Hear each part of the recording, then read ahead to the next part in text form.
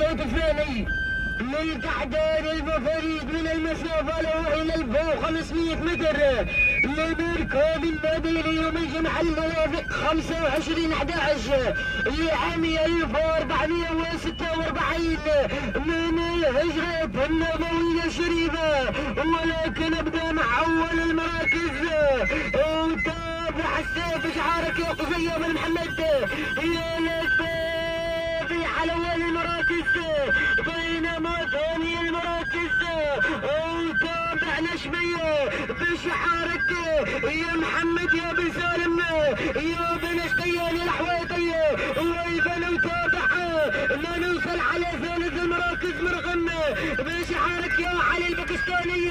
ولكن العودة للصدارة الأولى، العودة للثلاثية الخطيرة مرغم يا علي الباكستاني، وأيضا شعار النواميس يا محمد يا بن سالم يا بن اشتيان الحويطي.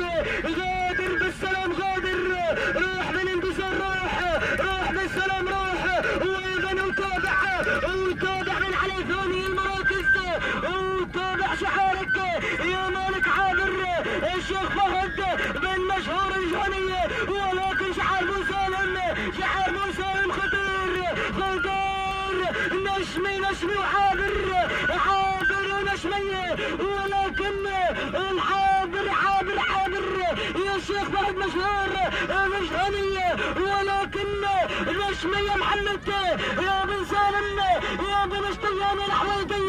روح يا بن سالم روح يا محمد يا بن سالم يا بن اشتيان الحويطي. ثاني المراكز تابع عابر الشيخ فهد بن مشهور الجهني. ثالث المراكز مرغم بشعارك يا علي باكستاني. التوقيت الزمني بدقيقتين و10 ثواني 18 جزءا من الثانية. تهانينا والف مبروك.